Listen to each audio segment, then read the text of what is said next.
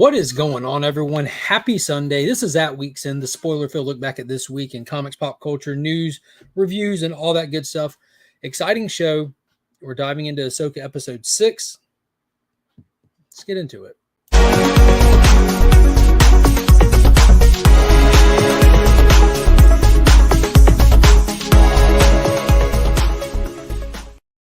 Hey, Paul. This is like the reverse of our DC Deep Dives. It is, right? I have an idea. You got this. Oh, okay. So make sure we thank our sponsor, the BT Big Time Collectibles. They are our channel sponsor. Make sure you go hit them up. They have lots of collectibles. They are a big part of our Legion loot box every month. They have all sorts of foils. They have their New York Comic Con foils and their exclusives coming up that have been on for sale. Check them out. They will have a huge presence at the New York Comic Con. And Justin Comicx, Cleaning and Pressing. He is a good friend of the channel. Make sure if you send something to him, make sure you use the code WeAreLegion, $10 per box. I also believe he is doing some sort of... Let's move right on to Comics Curing Cancer. Justin will talk about later. Comics Curing Cancer is coming up October 20th to the 22nd. It starts right here on this channel at 7:30 a.m. on the Friday, runs all weekend. We just announced about a week and a half ago an exclusive Unnatural Order #1 cover art donated by Matt Wilson. The books and the printing donated by the Comic Mint. Make sure you go to DJ Lynx's his website to order. What's that? Yeah, that's the website. I think it's on Big Cartel. I was unfamiliar with it before that, so yeah. Right. If they're going quick, and of course, thank you to all the Legionnaires. Mark has been nominated in several different categories. Make sure you go to CBC Awards. As well, let's not gloss over that. Thank you to everyone who nominated, finalists in a lot of categories, but most importantly, our very own Sector 2815 is nominated for Guess That Key, which will be back this week at 9:30 on his channel. So be sure to vote for that. Support the awards in any way, shape, fashion, or form that you choose to. But yeah, show Brian some love by just casting your vote. It just exactly. Yeah, we're trying to show him some support in that. Also, a huge shout out to ABX Comics and Games. Be sure to check them out if you're ever in the Augusta area. So let's bring in the rest of the panel. Sorry, Monkey came walking. I hear the footsteps coming, and I'm like, oh god, I'm gonna throw this to Paul again. Sorry to throw you under the bus, but yeah, I'm telling you, she's in that mood tonight. She's gonna keep getting up. So of course, as always, appreciate everyone that subscribes to the channel and all that stuff. Huge shout out to everybody. And if you want to support the channel, be sure to check out the merch store, or keep in mind, you can always hit that join button, become a channel member. Today, we are going to show off the Legion Loot giveaway for this month. I've got it all back here. Got a great prize pack set up for one lucky channel member in the Legion tier. So let's talk to some channel members. I've got a couple right here. Uh-oh. Oh, yeah. Uh-oh. Oh, yeah. What's going on, Andy? What's up, baby? How are you, my friend? Fat and sassy. That's perfect. So be on the lookout for Mr. Fat and Sassy's channel, because he's going to be setting his Comics Curing Cancer stream in the next couple of days here. He's been working on that. It's scheduled and up there right now. So you can go to Comic Man Andy's channel. You can even check right here on my channel. C3 streams are actively being put up on YouTube. So you can go to them now and hit that notify button. That way you will never miss or have to keep up with where everything's going on. And also keep on a lookout on the IG Comics Curing Cancer page, as well as on those streams. This coming week, we're going to update all of these shows. In the description, it'll have the whole playlist for the weekend event. It's not too crazy, to be honest with you. There's some great participants. I think we have 8 or 9 different channels that are we're utilizing their streams in order to make this as fantastic as possible. Our goal for this year is $25,000 with an extended goal with all kinds of different people throwing their names in the race to do some incredible stuff to kind of help push those monies. Another incredible person who's waving his weight around backstage right now is Evil's Comics. What's going on, Mike? You're on mute. I'm muted. What's up, guys? I really like you. Nice. Better. Ooh, is that an orange one? It is an orange. No, it's red. But it does look orange, right? It works. It does look orange, yeah. Nice. Okay, so yeah, we got Mike here to help us dive into Ahsoka. He's going to help us get all up in Ahsoka tonight. And of course, Andy's here. He's a regular when it comes to getting inside Ahsoka episodes. And aggressive relaxing might be popping in or out. He's having a little bit of mic issues, but we're going to have him back on too. But a little bit of technical difficulties there. His droids are acting up again. But let's say hey to the chat. We're going to burn through the chat real quick and get right into it. Las Crucias, what's going on? Brandon Looney Tune fan 2000, what is up? Pops Attic, hello. Headquake, what's up? Andy, if y'all missed it, Brandon was going live at about 8:05. If y'all missed that, be sure to check the rewind if he's not still live. Sector, hello, Sector. Trev the Shipping Guru, if you don't know, now you know him, and Mike will be live at 10:30, right? No, 9, sometime here in the short near future. They play with a different time zone. They just need to get on East Coast time zones to make it 9 p.m. stuff. See, that doesn't help. Monopoly time. Y'all use Monopoly clocks. 10 o'clock our time. There we go. J-Med, what is happening? Kyle, hello. Dr. Von Hoot, what is up? Esteban, my man, what is happening? Hope you're doing good this evening. E-Man, my man, what is up? DJ Links, apparently he's in the building. Faith and Misery, what is happening? Adventures Joe, Red 03, I appreciate everyone swinging through. Stephen C. had an awesome comic call today. Been talking to him today. Cliff on Comicx, what's up, brother? Been getting to share some screen time with him all over the YouTube. It's been a blast. So Kenny B is in the building. What is up? Hello to Scott. Hello. Brother John Comics. Jeremy Reeve. Wafa. Muted or mutated. One of the two, Scott. Definitely one of the two. Awesome to see Evil Mike. It is. It's always good to see Mike. It's so rare that you see Mike on YouTube that I'm so happy that he decided to participate. I had forgotten what he looked like. Yeah. Sugar Skulls, what is up? House of L Comics, hello. If I missed you in the comment going through it fast, I apologize, but I'm not sorry. Let's get into it. Ahsoka episode 6. I was wondering how they were going to follow up from episode 5 with that incredible fan service. Is shocking the fandom with bringing Anakin back in such a big way, and I think that they didn't disappoint. What do you guys think? Let's go ahead and hit it. I think they should have put episode 5 and episode 6 together and shown both of them in the theaters together as one long 2-hour instead of just episode 5. You have the first live action appearance of Grand Admiral Thrawn, of Ezra Bridger. Those were just as big as bringing Anakin back. Yeah. Well, I disagree with that statement, but it was huge.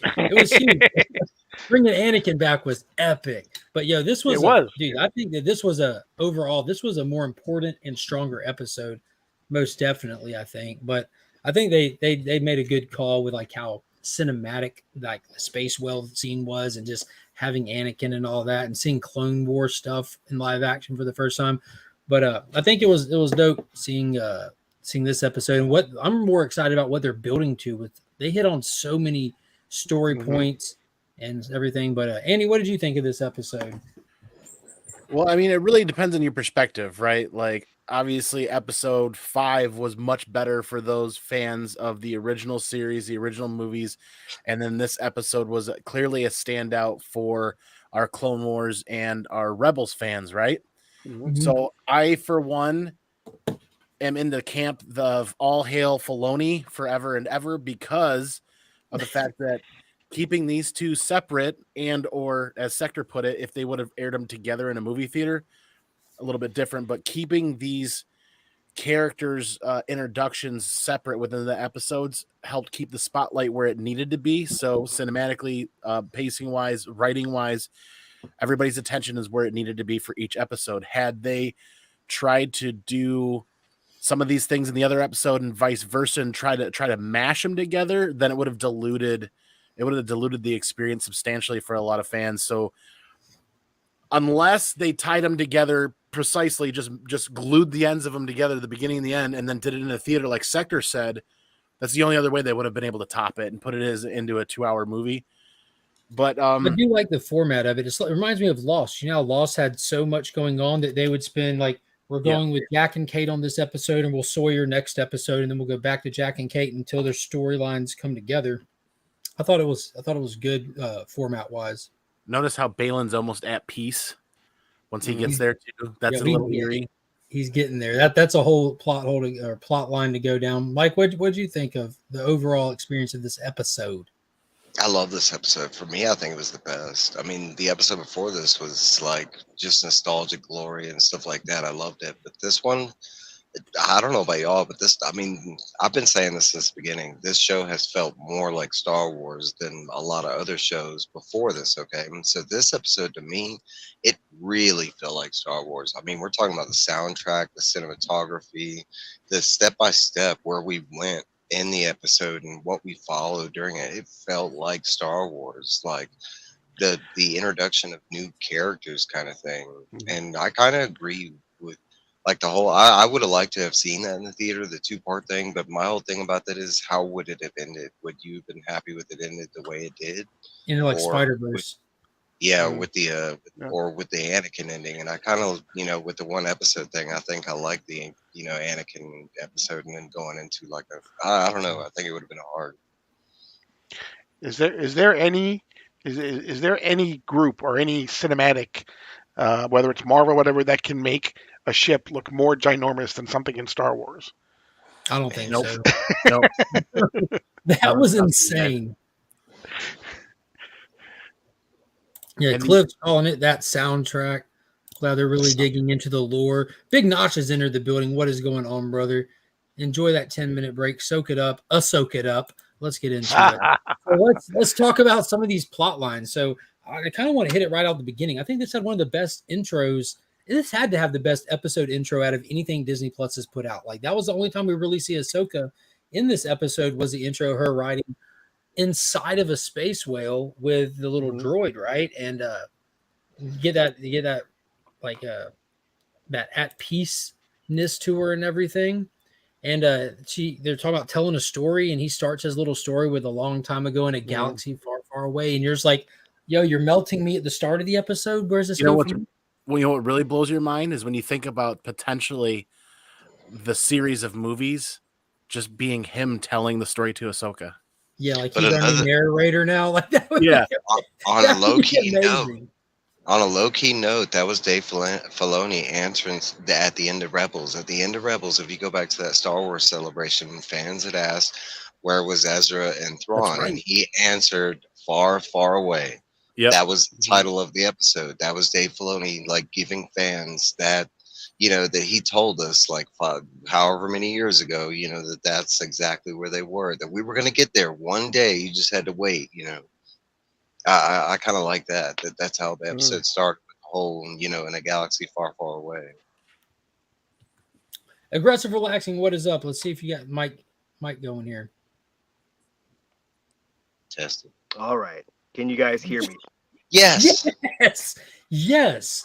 Overall thoughts on episode 6 of Ahsoka. Well, I'm just so excited to finally be here. They've been doing this for so long, and like you guys were saying, the very beginning with Huyang, I felt like I was personally being teased, like he's going to give the great backstory that I've been looking for and been talking about for a very long time. They just kept being like, "All right, tell the story," and then I also like the idea that the story of the galaxy is told in a trilogy, and the joke from Ahsoka in the very beginning, we're like, oh yeah, I like the first part the best. And that's basically what everyone says about Star Wars. Yeah, it was super cool. I love the. Now my mic is working well. Fantastically. Yeah, you sound like a songbird of your generation. So after we get past the Ahsoka entry and we get into the actual show, it takes us right to our protagonists. We have Baylan, they have Sabine riding shotgun, chained up in a little room and stuff, and they're exiting hyperspace to get to the planet Klendathu or whatever it's called. What's it called? My God, that one. That I didn't catch. I didn't catch the name of the planet though. It's like Helios or something. You're a Klendathu. Klendathu. I want to say it had something to do with the Dathomires, but the one with Thrawn. I thought it began with a P, but yeah, it had rings around it. I thought that this is like one of the biggest strengths of the episode. And I'll touch on this a couple of times as we run into it. But when they get there, the first thing that they do is they touch on the absurdity of going full Pinocchio and Ahsoka riding in the mouth of a space whale. Because they even make a comment like, "How do we know we'll get to where we're going?" It's like, "Oh, we gotta have hope or whatever." Well, actually, you don't have to have hope because they address that it's not just some kind of crazy plot power thing. That's these whales traveled to this place. This is actually their destination. Well, did you see what the rings were made of? That's what I'm They were saying. made of- Like this is dead whale. this is Actually, the end of this I is the love end that of their scene. natural what do you call that? Their natural like path that they travel through the Their galaxy. This is migration. it. It's almost like the elephant graveyard. Yeah. I Hakuna actually Matata. love it. You know, for like a small piece of lore, it added to what we had with the Purgle or whatever. You know, and like the fact that they are traveling for reasons unknown, but they're, you know, the graveyard scene was pretty dope. Like them going through was that added so much scale to it too, like seeing those bones and everything. And again, the visuals and stuff are just mind numbing at times. It was gorgeous. Yeah, that was But an as soon as incredible piece of imagery. Yeah. And I like how they touch on the fact that this planet is actually in the records. Like it's not some kind of, oh, we're making this stuff up as we go. Like Balin's familiar with it. They're familiar with this as the destination for the Purgle and all that stuff. Thought it was interesting that it was dead whales. Yeah, that was really cool. Did they mention that the records of this planet were hidden but not missing? I think like it was a Dooku removed the actual records of where all the clones were birthed at, but wasn't this like hidden in the records but not removed? If I remember correctly. I'm not sure. That's an I mean, aggressive question. I mean, as far as I That know, is they a only great question. they only address like certain parts of that. Like as far as I know, like with the Caminos. So- and Yeah, you're exactly right. As far as I know, this planet has never been mentioned before, but it's immediately giving us a ton of really interesting lore. One of the furthest places that, you know, our empire ever went was where they originally found Thrawn. And then there's places like No Space, where in the High Republic, the Nile were going using Force users to get there. And then there's places in space people just don't go because there's like fluidic space and it attacks you. There's a bunch of, you know, and this is different from where the Chiss are too, where, you know, Thrawn ultimately wants to go. But this is completely new territory. All of the stuff they're talking about, Balin acting like he knows about it. I have no book I've ever read or anything else I've ever seen has ever touched on the idea that the whales have a graveyard and that it's where the witches are from. And the idea that they use the Force in a different way because they're from a different place is a really interesting idea. Yeah, it's super cool, but yeah, never been mentioned before. We're in uncharted waters. Well, they did a good job really like giving it some depth and weight then, you know, like those couple lines of dialogue really lends it some credibility.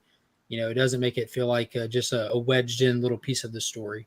Well, I really got to go back and watch it again and listen because I'm fairly sure I'm like 75% positive that there's a line in there that one of them speaks about it's known about, but it's hidden from record. It's completely explaining why none of the other Jedis and none of the other movies, why it's never come up before, yet allows for Balin and her and maybe a few others to have cardinal knowledge of what's going on here and about it. So they kind of like with one sentence kind of fold that really. I'm pretty sure they said something like that in there. Yeah. Have a good night, Big Nosh. Appreciate you stopping through. I don't remember any line like that, but I do remember them naming. They did name the planet. I just didn't catch it in my It begins with a P, I think, and I think it was Balin that made the line of dialogue that Andy's referring to about like how I know he mentions like what they were talking about in the chat. They talk about the Boken Jedi. They talk about, and that was the first, but they talk about you know, he mentions that they know of this place, but I don't know if he like referred to it as far as the records or anything like that. I'm not sure. No, he says something about the Jedi. He talks about the Jedi Council records knowing of this place like that and the being part of the Space Wells pathway. Like when he was having that conversation, I don't remember the like specifically how he said it, but he does mention that like it's a known place to him and almost like just a myth because they don't have like a lot of information on it. This is where he's hunting that superpower that he kind of leans to or talks about a little bit slightly, that there's something more that he's after and he's hunting, because he's not helping them out because they're going to pay him. Like he's a mercenary, but he's beyond needing money. He's after power. And this is where he's being led to, is this planet for that power. Yeah, and that to me, when he was talking to his apprentice, that to me was, I was enthralled when he was talking about the fact that it's a repeating pattern. The Jedi will fall, the Empire will rise. The Jedi will fall, the Empire will rise. And he's looking to a time where that's not going to happen anymore. And then he mentions that it actually has been foretold in the legends. So I can't wait to see what, if anything, they do with that. Hold on, right there. I wonder why the whales have died there. Think about it. That power source that he's after could have something to do with why the whales are called there to die when they do die. Yeah, they made it sound like they were just going there like at the end of their life kind of thing. To me, that's what it sounded like. Yeah, but that's a good point. Why are they called to that location? Yeah, it could be like something like Andy said. They don't know why they're called there, but it could be like some sinister thing. Like, I could go with that. Because why do birds fly south in the wintertime? I mean, why do for the heat animals have the migration trails that they do? It's controlled by forces outside of their own knowledge. Mm-hmm. But the Balin thing I thought was absolutely fantastic. That was one of the major plot points I was mentioning, that like this episode that really gave it so much of its strength, that it kind of gave him his own purpose, and the fact that he's searching for something here and kind of got a little meta with talking about like what Paul said with the rise and fall and the rise and fall of the powers. That's Star Wars, like of the we've been given so far, is the wane and flow of the story, and he's wanting to put a stop to it. And it also added something to me. It gave me a little bit of hope that maybe there might be something storyline wise where the character Balin is left here and we last see him alive kind of thing, searching like where he wants to be kind of thing. Because I sure would hate for Ray Stevenson's character to not like have some kind of honorable send off in this show. You know what I mean? Because of losing the actor himself. I think that would be pretty cool for them to do that. I have a feeling that we are going to see this dark power that he's after, because the way I felt from the episode was he was knowledgeable, like staying there. He was already like, okay, we got to this place. Thrawn's about to leave. He's aware of that. But when he went after Erza, he didn't fight it and everything. I felt like he was staying on the planet for a reason. So I have a feeling that we're going to see this whatever thing that's calling to him. And when we do, it might end up killing him, if it's supposed to be this evil. I have a feeling we're going to see that for both of them. I have a feeling we're going to see that for Ashanti or whatever her name is, Shinhati. Mm-hmm. Like when people move to Florida when they turn 60. Yeah, powers outside of themselves, they're just drawn there. Yeah, there's a lot going on this planet that we're not connecting just yet, because Filoni's hidden some stuff here on screen for sure. Yeah, you sent me a fantastic clip where people were dissecting the writing on the ruins, right?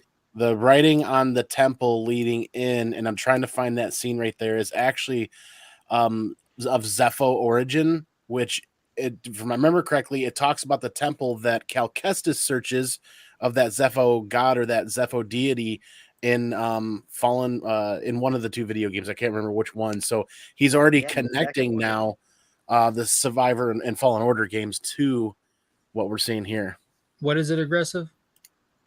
Yeah, you're exactly right. In the second one, we see the Zepho temples, and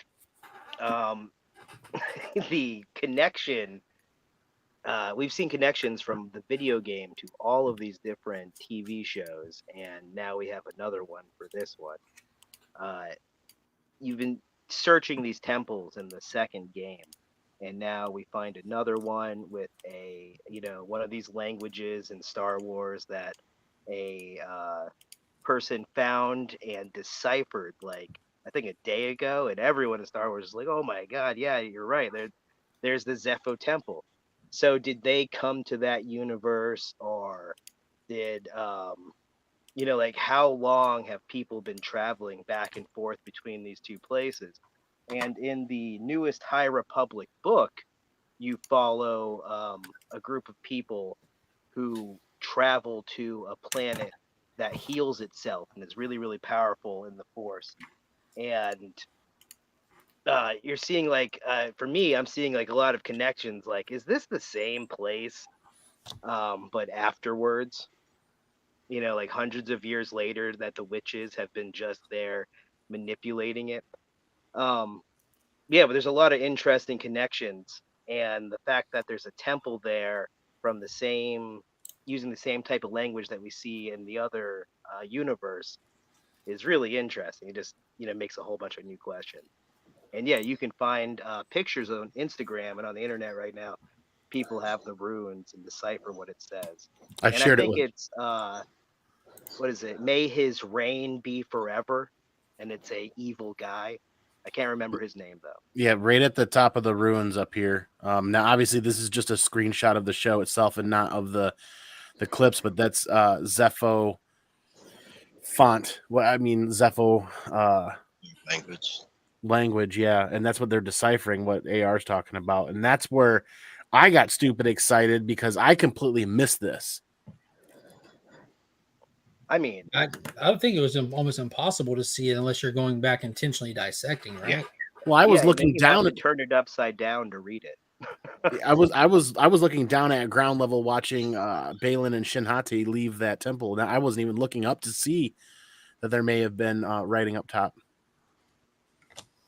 Now, is that one of those languages that's like legitimately created for the show, like Klingon or Dothraki for Game of Thrones? It's like it's a fictional language, sure, but it's an actual real language. Like people can actually decipher that, or they're just looking at it, making educated guesses. Oh, they can clearly decipher it. Hence, that's why they figured out what it says inside of a day.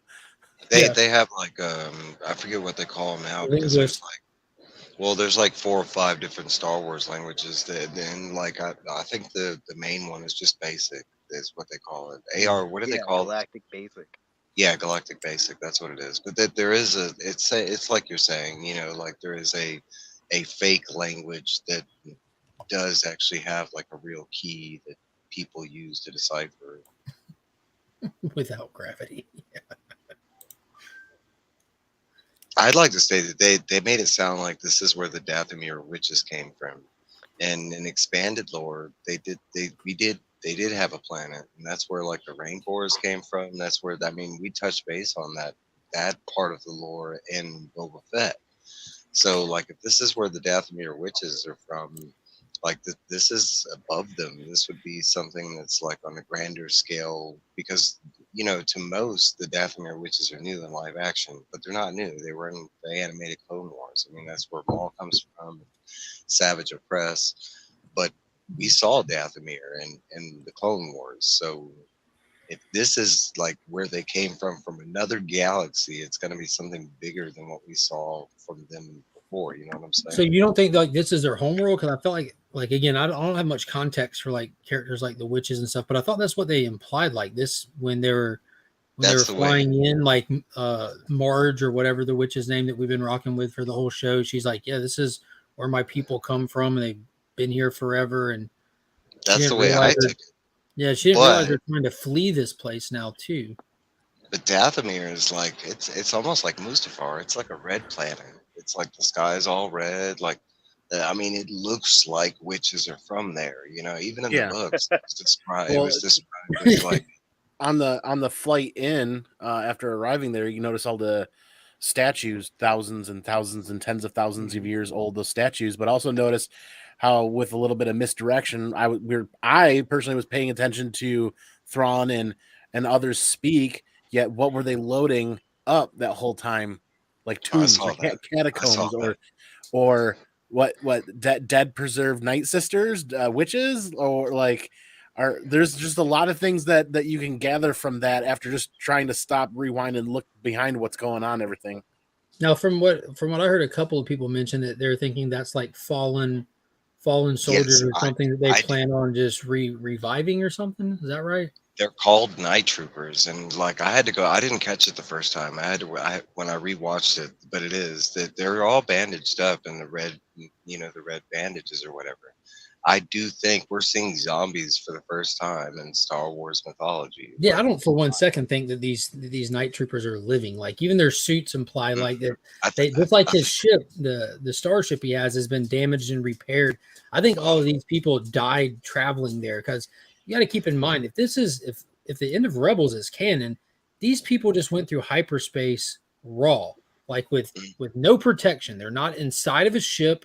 Windows are busted. They're being held by the Purgle's arms, drugged through hyperspace. Yep. You know, like these people are dead, super dead. I've Now always thought the same thing. Thrawn, I'd say Thrawn and this guy ENIAC, our new guy, those two. But even ENIAC, if I didn't catch it the first time, but he's speaking. It might be the mask, but he's speaking just like every other robot we've ever met. Like he has that robotic synthesized voice. It could be the mask, but I'm kind of leaning that all those guys right there, besides Thrawn, are dead. That they're reanimated like soldiers at the Night. Some deal that he made with the Night Sisters. Notice how I think Thrawn is dead. Like, how is he alive? How is Ezra alive? They all should be dead and reanimated, kind of thing. Like, it makes zero sense for any of them to be alive, right? I don't mean alive, but I don't know what Purgle space travel's like. Well, I just assume if you get grabbed and drugged through hyperspace, like you probably wouldn't survive that, right? Yeah, because Mark's right. When Star Wars, like when the Purgle grabbed that ship, when Erza was talking to him, it went through the shield. It had no shields. It had broken through like a glass. They were in the captain's quarters, the command room or whatever it's called. The only thing between them and space was a pane of glass, which the Purgle had broken and destroyed. The ship had chunks missing out of it. Like there was, I want to assume that Erza used the same trick that Janin used to protect everybody. Right before he died, that he shielded him and Thrawn, and not Thrawn on purpose. But I want to say just because he was close enough to Thrawn, it That's just a good happened. point. I can see that. Ezra was nursed back to health by those rock snail turtle things. Yeah, shout out to Rock Turtle things. Those things are super cool. Hell yeah! The first live action. I was going to say, in perfect Star Wars fashion, that they'll be available at Christmas probably. I hope so. I need two. I'm getting two. So let's talk about Thrawn here for a second, because I think Andy was about to touch on Thrawn here. This being the first live action shot of Thrawn. Was this it? No, I just brought this up because it gave you a whole picture of what we were talking about as Thrawn and Ezra being the only ones that survived. And notice that when Thrawn speaks up asking about sending out more troops, the inflection in his voice and the pause where he says our numbers have dwindled, searching for a word, dwindled, without alluding to much going on. This might be all that's left, and they might be zombies like what everybody's saying. But out of touch with Thrawn was as far as where he showed up, I can't quite remember in the episode. I can pull it up for you. I think it's about right there, right? Well, they showed him walking through. You saw everything from his chest down. He was walking through the middle, and finally went to the front shot where they showed him coming. Star Wars? I'd like to say that the very first seconds I saw Thrawn, I was dissatisfied. But I think it was like the angle or whatever we saw him at. He just looked flat, and I was like, but then it was as we got going, I was like, yes, this. I mean, you talk about perfect casting. I love it. Here you go. I agree with you, Mike. I'm so used to that sharp, super cut, super sharp shoulders, super at attention Thrawn from Rebels. That I kind of more like a. But maybe he's doing this on purpose, or maybe Filoni's doing this on purpose. We're seeing Thrawn beat to crap and beat down, and he's still like his upper echelon self, yet he's not as tight and not as right, so to speak. I don't know, but I'm not going to get Mark in trouble. I'm only going to count to 3 here, just where this is the first part like you guys were talking about. Right there. That's it. So we had it. See, that scene. That's this is the same guy that voiced him, right, in Rebels and Clone Wars, right? Yeah. Right. Honestly, I mean, after we moved past this scene, at first I was like, I'm not feeling it. it almost felt a little like Cad Bane for me because it was like the second I saw Cad Bane, I was like, but then he got going, and I was like, ooh, I do like that, you know. He But sounded good. this guy, I mean, his mannerisms, the eyes, I mean, he did an excellent job. Like, and I do want to say he was out, not to be mean, but he was a little midsection heavier Yeah. than, Yeah. you know, it was like every time he turned to the side, I kind of got this whole Santa thing going. But no, I want to believe it's something like you. I want to believe it's the same thing that we saw from Ahsoka. I want to believe that's all done on purpose. That, you know, that whole stoic and that everybody was talking about. I want to believe that's part of the show, like that we were building up to this whole like Gandalf the White thing. And I want to believe it's Yeah. the same thing with I Thrawn. think a character comes off absolutely more menacing and more threatening, and even more like out of whack when he is calm and stoic in what he says, as opposed to people Yep. who are screaming and are nutcases running around. I think Yeah. they come across much better the way that he played him. And you talk about a villain with no death scenes, no weapons, like, but still intimidating. Like you talk about. I had to go back and watch it twice, but you know, Balin and his apprentice, right? They're supposed to be mercenaries. That's what they're titled as. But the second he meets them, that there's no form of payment or anything. He's just already telling them what to do. Like, and they don't even question it. You're talking about like a Jedi, you know, master slash whatever he is now, like, and he's just like, yes, okay, let's do this, you know. I mean, that was intimidating as hell. Like, it was Right. awesome. And he's already like steps and steps ahead of everybody, right? They brought Sabine Wren, who, you know, it kind of was appearing that he didn't know that she was going to be there, right? But then he releases her, saying, you know what, I'll honor whatever you had, knowing that as soon as he does that, he's going to send Balin and the apprentice after her, you know, to kill her and kill him. So it's like he's just steps ahead of everybody else already. Two birds with one stone kind of guy. I love him. Yeah, yeah. And then, you know, when he starts talking about, you know, that they've identified that there's a Jedi coming and it's Ahsoka, and it's like, I love the way he says, do we think that it's the supposedly dead Ahsoka? He was like, what did he call me? He was like, well, your Jedi is already flawed one time. He was like, Yeah. As quickly as they dispatched Marok in the series, I wonder how quickly Inyak, or how do you pronounce it? I wonder how long he's going to last, because looking at his garb, that samurai looking lower piece between his knees and his waist kind of makes me feel like he's getting ready. He's probably going to fight Ahsoka. Hmm. I wonder Yeah, if that's going to be her first encounter there when she arrives. every time I see Stormtrooper. Oh, sorry. Go ahead, Aaron. No, I was just gonna say, look, he does look like something cool for the hero to fight. Yeah. Yeah. I was trying to look at specifically like weapons that the stormtroopers had and stuff like that. And the only thing I could make out was just blasters. Like, I didn't see any kind of like, you know, usually they might have a stun baton guy and blah blah blah. Like, I didn't see any extra like, you know, gear on any of the stormtroopers as we were going through the scenes.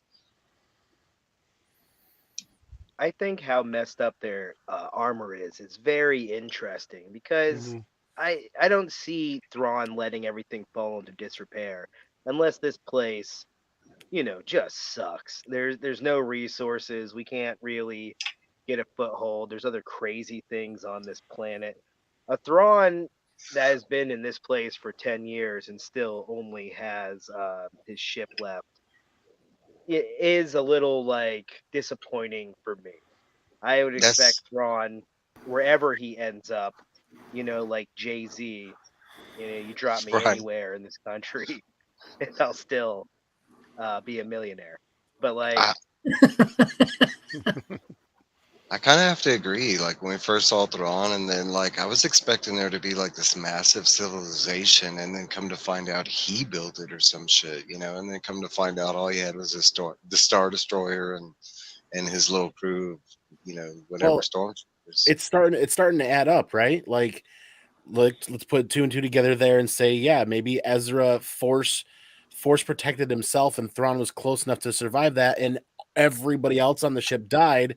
And what we're looking at is a re-raised zombie army. Every one of those guys has some sort of red band or red wrap around the legs of their arms of their torso, And maybe that's why there's no civilization. That's why there's nothing but the ship, because he's been trading favors with the witches to re-raise these guys with promises of getting them off of that world. And now we're only seeing this because, well, that explains why Ezra looks the way Ezra does. Ezra looks like he's lived a life of peace for 10 years with these nomads. He's not battle hardened. He's not like severely weathered, like surviving on his own. There's no rebels out there. There's just the wasteland mercenaries or the wasteland people that they were trying to hide from. But Ezra does not look like somebody that's put up a 10-year fight with Thrawn. No. He doesn't. So that's a good point. So him rebuilding or him building that civilization this is it. This is what it looks like, starting from just him and an army of dead people. That could be. My thing is, okay, it presents the question, what's the need of escape? If you were the big bad, right, Grand Admiral, and you had this ship and you had this army, why not do what you were doing over here in our galaxy and just do it over there? So, like, is he running from something, or is he truly destined to get back to his people with that big gun? Thrawn wants back, but the witches are running, and Balin is running to what the witches are running from, is my opinion. That's what I think we're seeing, because I don't think we're seeing just like Thrawn ended up somewhere and he just kind of chilled for like 10 years and did nothing. Like that's kind of, I can believe that from Erza, that's a Jedi thing to do. But like for a bad guy to just sit there for 10 years and not do anything and just wait on some mystical whim that somebody was gonna, no, that kind of doesn't make any sense to me. So I kind of have this feeling that there's this huge big bad that he's either afraid of, or it's after him, or I don't know. Yeah, man. The Leviathan, his ship, it looks like, the Bonneville I had in college. Like it. So yeah, they do need to explain that planet, was just the worst. But it is a good look, as far as like visually, when you start thinking about it, you want to break it down. Like, what have you been doing, man? It's been 10 years. You guys didn't find some way to put a coat of paint on this thing, fix one of those balls at the top that's just dangling off. You guys need to, there's a bunch of guys here still working, and I don't think all of those guys are undead. And I could see a scene really quickly showing, the whale lets go of Thrawn. They have gone into hyperspace. They both run into the door, because I'm trying to think here. I have seen, I think, people on the hull of a ship in hyperspace. So you could, in theory, you're not being immediately blasted away.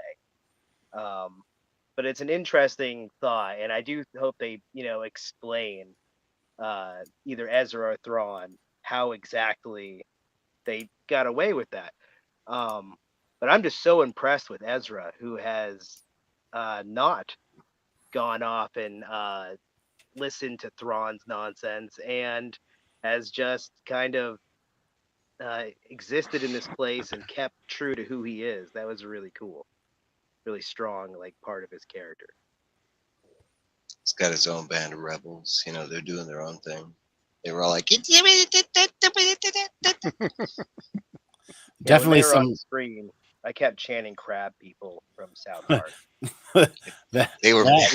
There's definitely some hints of Hobbit action there. Like the vests they were wearing, some of the clothing they were wearing brought me right to Lord of the Rings and the Hobbit. Bro, do you know who they were? That was the first live action appearance of the Magna Lords from the GoBots.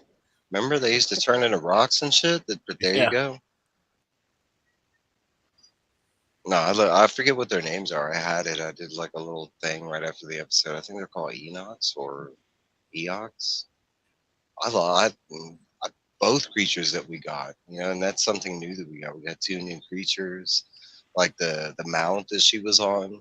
Like, I kind of dug it the whole way, and that was another thing that led me to believe that these things were zombies. Because if you go back and watch that mount interaction around the stormtroopers, he doesn't even look at them. But every time he's around like anything living, he's licking his lips like a real animal. Like in that scene, the only thing The only thing that he does is when she walks up, and he literally like, kind of his scent glands or something leans to her before he even sees her or whatever. But like everybody else is just standing around the mount or whatever, and it's like they're not even there, kind of thing.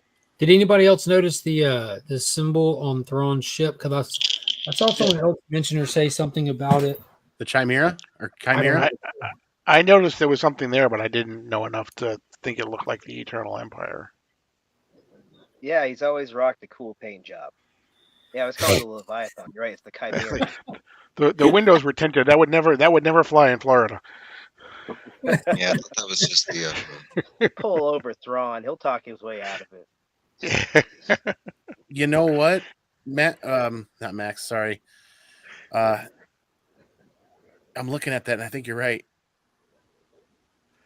Yeah, that was another, like, I know how everybody started pointing out that the red ribbons on the stormtroopers, but in that scene with the mountain, and I like the only reason that, because on rewatch I didn't notice it the first time, but after I went with the whole scene with the mountain and the little crab guys and everything, and how he was so interested on eating them. I mean, that's how we found him, was that he was just smelling the damn rock. But like, no, I went back and watched that scene, and he doesn't interact with the stormtroopers at all, and it's either one or two things. Either they have that mount, like, so trained, which I mean, yeah, 10 years it could happen, but at the same time, every living thing that it sees as they go on a journey, it's like lip, That's really licking its lips and opening its mouth, and no, so I want to believe that they're dead. I want to believe it's like Mark said. How could they have survived? I could believe that some of them could have made it to like a blast shielded room or whatever, and maybe. But every stormtrooper that was in the ship, no. Like I believe, I believe the 10 years would have been them fixing the ship where it's flyable, kind of thing. For like anyone that doesn't know what we're talking about, we're not. It's not just because it's Halloween coming up here that we're like it's zombies. Like there's Clone Wars episodes where you see that the Dathomir witches, they are always raising people from the dead. You see the Merrick guy who got caught up and turned to dust. That seemed to obviously have been a zombie. So like there's a big tradition. If you haven't watched any of these other things, there's a famous book about zombie stormtroopers. So there's there's been a lot of this, and it's normally around these witches. So it makes a lot of sense. And then we're seeing all these coffins being loaded up for some people who have taken in a lot of Star Wars. We're all like, yeah, those are zombies. Well, okay. Let me share this again with Mark, just because we keep talking about those guys for a minute. Yeah. What are they loading? I want to say in Star Wars fashion, it could be anything, right? I mean, it could be money, it could be, because, I mean, it's like when we got to in Endor, when we got to what their paychecks look like, I mean, they're just boxes. But, I mean, I could agree with people. They could be, coffins, or, it could be, because he did say they lost a lot of regiments. So if he was talking about like real troopers and they died, there would be coffins. But like if they do have the ability to reanimate, that kind of makes sense that they would keep their dead, kind of thing. Well, where the hell would they get all the coffins from? All they have is this one busted ship when they got there. You know what I'm saying? Like these are clearly like teched out coffins, are floating. They got lights on them. Like I was thinking they were like weapons, or. Well, if you think about it, half of the ship, people on the ship like may have not survived, like we've been talking about. Well, maybe a lot of them got sucked out into space before this ship made it to where it's going. So if you think about it, if you really want to get on a deeper level, you think if there's 100,000 people on there, they probably have 100,000 coffins with them packed up. Just like the military has a plan for every person that's on a ship or an aircraft or something of that nature to a degree, or a submarine kind of deal. Maybe Star Wars has a plan for all those guys too. And maybe they just had all of those and they have a bunch of extras now because everybody's floating in space.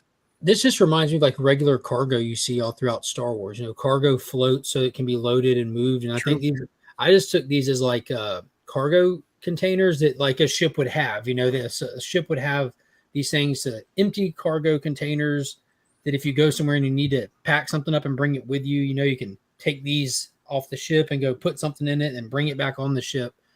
And I don't know why I was thinking that this is something from this planet that they were bringing onto the ship from the mines or something like that. So I'm That's thinking kind that of it what has. I was thinking. I think Yeah, it has something to do with the power or the mysticism that Thrawn has discovered while here. Like maybe something to do with the process of reanimating these people or potentially keeping them alive. Maybe they don't. Maybe they're not just like yeah, they gave us CPR and we're back. We're good to go. Maybe there's something more to it. Maybe this is just witchcraftery in here or something. That when the witches leave, like maybe this is the stuff out of their house. Well, this is clearly Filoni's putting this out for us to see. This is clearly what Thrawn is trading. This is the favor that he's trading to get the access to the Night Sisters' dark magic. Is he'll take on 10 or 20 or whatever of these items, whatever they're in there. This is obviously the favor that Thrawn's offering for them in trade for the magic.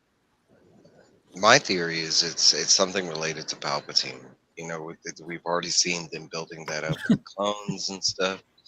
Like, I have a feeling it's like a material like kyber crystals, you know, something like that that's on this planet. Because wherever the witches are, they're usually around the kyber crystals. They use the kyber crystals. Is that what is inside of their orbs? Because I was wondering why they're all holding these orbs, and the orbs are almost like the T spheres, like having their own little skeets or something. You know, like they use these orbs to create these little energy beams around Sabine to move her around, which I thought was kind of corny. Maybe That might be part of the technology that he's got in there, you know. Maybe Thrawn is getting his shipment of colon crystals. Cool. There we go. and we're back to the first episode. Because honestly, I go back to like the 10 years that I think Thrawn spent here, and like I go back to Heir to the Empire, and there's a major character we're missing and they haven't used yet, and it's that Horus. The Joris, the Jedi dude. Yes. And the funny thing is, like, it's not done in the same fashion, but I could see that Thrawn was here testing, trying to bring Palpatine back, and he got Horus Caboth, and that's what's in that temple, and that's what the fuck he's trying to get the hell away from, you know? Like, something like that. Then he's trying to escape from a dark Jedi.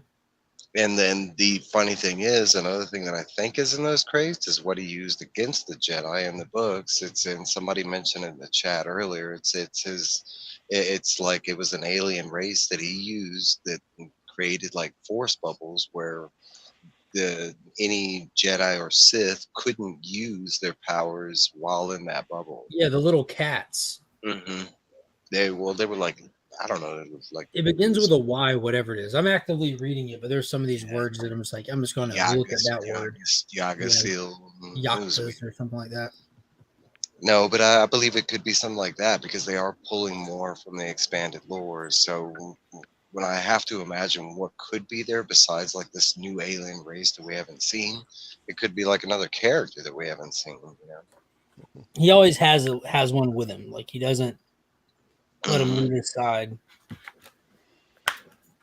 So in the new canon, what they've been doing is there's this thing called a leveler. And it now looks more like a kimono dragon. We've only seen one, like about that big. And if it gets around Force users, it makes them basically useless. So how it's been used in the High Republic books is we're having a fun adventure. The leveler shows up, all the Jedi become useless, and it's up to like the Han Solo guy to save the day at that point. And if it actually gets a hold of a Force user, it can feed on it in a way that leaves nothing but a statue of ash that if you go and mess with it, it falls apart. It's very horrifying. And actually, that's what I was thinking of when I saw Merrick actually turned to ash when he was cut. Did he turn that character? Well, what was the name of the undead Elspeth soldier that had a red lightsaber? Yeah, I think he turned to like dust or whatever. Did he? I was thinking that like. Yeah, he turned into like the cloud monster from Lost. Everything comes back to Lost for me, at least with this show. I love Lost. It works. But that reminded me of what was going on in the High Republic right now. And we were talking about the motivations about everyone, and it is really, really interesting because we're not exactly sure what the witches, the Dathomir, are up to, or like what exactly they want. But they seem like they have motivations that are bigger and outside, and possibly like, we got to do this because a god said so. And we did. We see a name that's in the writing on that temple. I can't remember what it was. People are talking about it in the, I just got in the world. you, AR, if you're ready. Yeah, what was that name? Was it Abeloth they were talking about? Yeah, Also, so no, there we have. That So, does sound and then the three witches, they have the same, like, very similar names to the witches that helped threads of fate. defeat Medusa in Wrath of the Titans. So that's interesting because that, kind of sets up Thrawn again as the hero. And we're not exactly sure what Thrawn wants because, like, it's fun to talk about him, commanding an army of the undead, but to what end? What he still is trying. He doesn't really want to take over like the galaxy the same way, the Emperor is just comically evil. He has, other motivations, unless he's just been driven mad by 10 years on what seems to be a dead planet that like he couldn't travel to another planet either with how damaged this ship is apparently. I'm not exactly sure what, they have to do a good job of explaining what Thrawn's been up to for 10 years. yeah. But in Ezra, he just wants to go home and everyone else is on a rescue mission. But then again, what are our renegade Jedi up to? He's here. Balin is here for a great power that like everyone else doesn't recognize is here. So he also has a motivation. So there's all of these different things going on in the show, and that is like it was just a really good show. Like you guys said, it started out with um, the robot dramatically doing uh, a long, long time ago in a galaxy far away. I know everyone got the feels from that. Seeing the weird whale carcass, immediately just incredible imagery. The way that the ship came and landed on top of like what was, like a tower from the Lord of the Rings. That whole thing was just what a dramatic, wonderful entrance. And then, the fun meeting Ezra. It was just an incredible episode. Yeah, I know I saw a couple of people complaining about the Ezra introduction, and I've almost finished season 2 of Rebels now, and it felt like the most Ezra introduction I could have imagined, with him just kind of like saying hey and just standing there, kind of just like quietly waiting on her, because like it's always been his thing to kind of like impress Sabine, at least so far through these 2 seasons. And like he you could tell he felt like proud of himself for being able to be standing there that day when she came looking for him. I'm like, yo, that was, and just that little grin he had. I'm like, it gave me the little chills. I'm like, that was cool. Yeah. I got chills. I'm a huge Rebels fan, especially seeing Erza live action finally getting a new Jedi on screen is big to me. But like that whole scene, like you said, how they set it up, and it's funny because I was sitting there like staring at the screen, like trying to see him, and they were doing that kind of where he was standing at a distance where you couldn't quite see him, and when you finally got to see him up close, I was like, yeah, I think they did a great job. Like, man, it was phenomenal. I hope that we get a little bit of that picture painted for us, that 10 years between Ezra and Sabine. Kind of he fills her in a little bit in this next episode while Balin and Shinhati continue making their way tracking these two. So I hope we get a little bit like what you guys are talking about, an explanation towards the front end of this week's episode. Really, really looking forward to all the comics I'm going to have to buy. Of, We've like, got Ezra's we've got adventures in this two. world. We only have 2 episodes left, right? Yeah. Right. So they've got their work cut out for them. But do They've you got think, a lot of work cut out for I think them. between the end of these 2 episodes and then the movie that's supposed to come, does anyone think that Filoni is going to try to somehow work the impossible and somehow bridge this to the sequel trilogy? Well, I don't think so at all. It sounds like not decanonizing or pulling that out, but this is written and done in a way that kind of nullifies that, kind of sidesteps it. AR might have a more eloquent way of speaking about that, but I was reading about that earlier, where essentially the way Filoni is handling this and writing this, it just kind of skirts around and doesn't pay any much more attention to that. I mean, the way it feels right now, we're about to get on an epic scale, right? It feels like we're about to meet Thrawn, or he's about to get back to the galaxy, and then we're about to get this movie, right? That's supposedly like So we have some 2 epic time. episodes left, right? Yeah. Mhm. Yeah. And then a movie that's supposed to wrap up the One of these Mandalorian and episodes. sorry, go ahead. Well, I'm Al. saying one of these episodes has to demonstrate to the audience what book readers and what like Rebel watchers, like they have to give Thrawn a really big win. Next episode just basically has to be Thrawn is a genius, Mhm. unless that's what the last episode is, and this is just going to end on a horrible downer. But that's what they have to do next, or else kind of bringing him up this way and then having him just immediately lose to Ashoka, his plans not come to fruition. That seems silly. I feel like he has to have his big moment in the sun either next episode, or or they're going to end it Empire style with the bad guy kind of seemingly getting away. I think the next episode is going to explain like the 10 years or whatever. I don't even think we're going to see Ahsoka next episode. I think we're going to stay where we are right now. We're going to see like the outcome of Balin and his apprentice. We're going to see like we're going to maybe hear a little bit of what happened with theirs or whatever. And then I think the final episode is going to be like either Thrawn getting away or making it over there, kind of thing. And I think that's how they're going to end it. Yeah, I could picture the 8th episode ending with just as Thrawn is coming back into Mhm. Big into the giant universe. cliffhanger, right? Yeah, Because I could which see will be a like the giant last episode. cliffhanger. I could see the last episode being like four different fights. Thrawn trying to make it over there, and Ahsoka trying to save Sabine and Erza, and then whatever Balin's about to get into. Uh,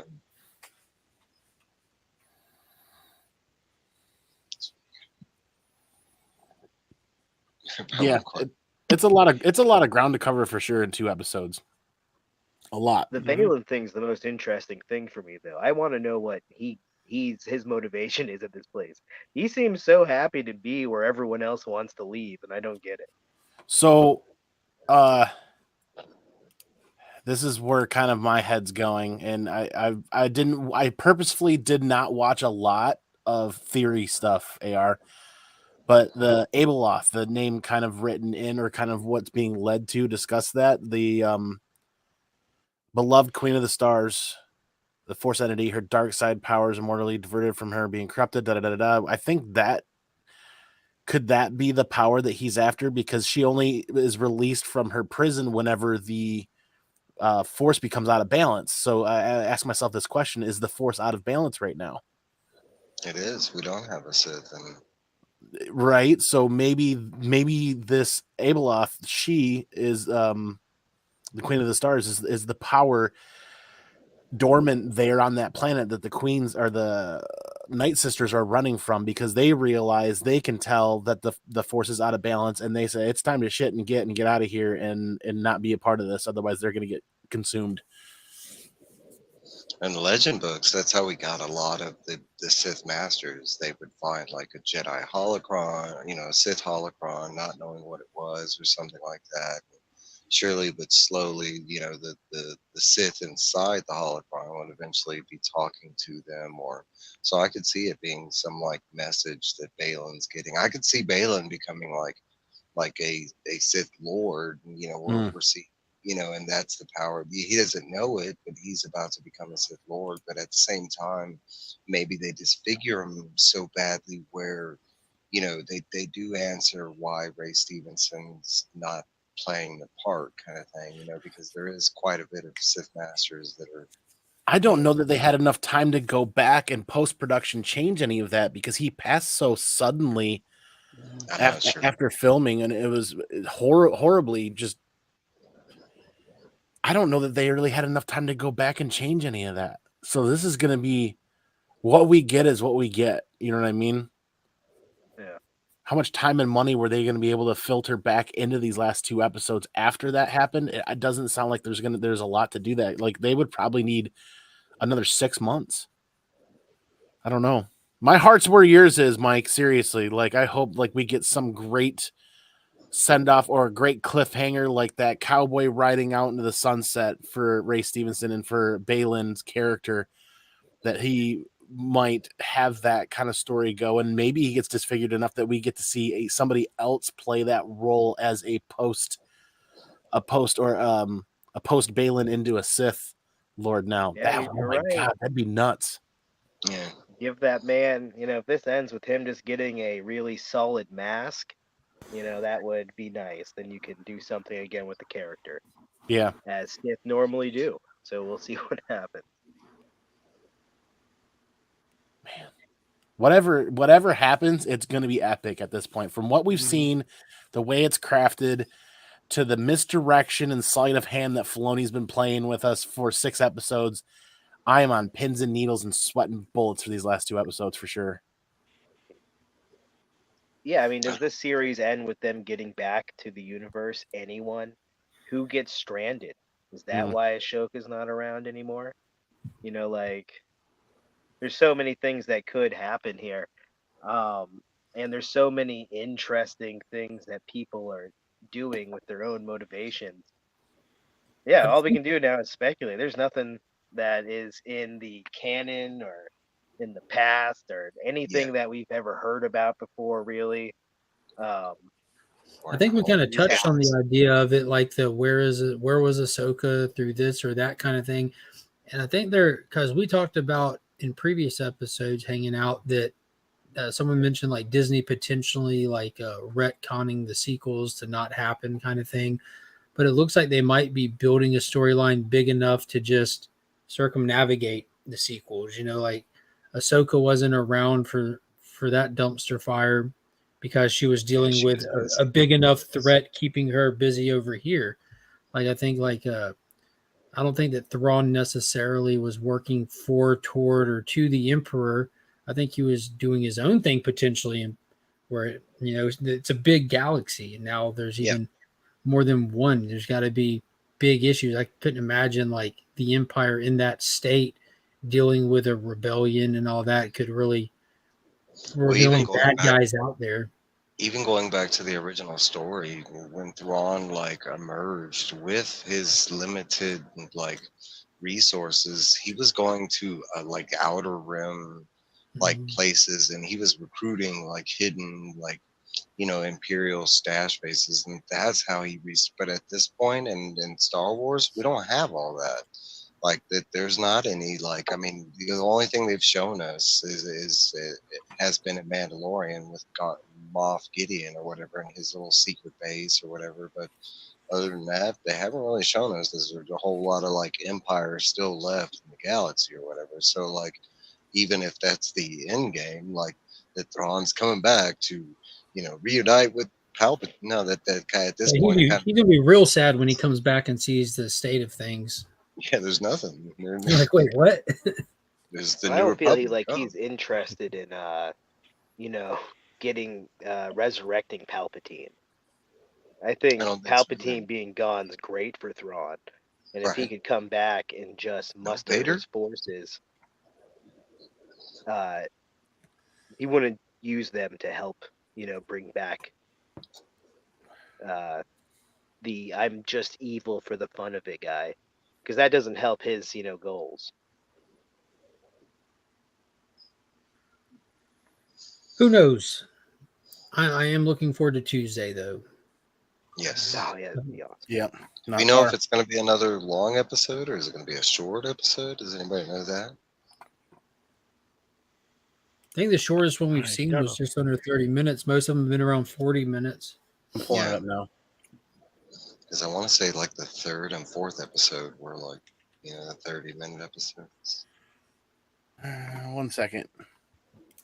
I'm kind of hoping we get another long episode, like the last two are long because we Y'all got a lot. expect that they'll announce another theatrical viewing for any of this if they did it for that middle episode? Because they No, didn't announce that to the last minute, and it wasn't like it was like widespread. It was like really just around Disney parks or something, wasn't it? If they did another theatrical, I would guess if they did a season 2, it might be to open up season 2. But I figure it'd be the last episode. If We're not getting nothing no time soon after this. That's for sure. yeah. Where's the runtime? Come on, IMDb.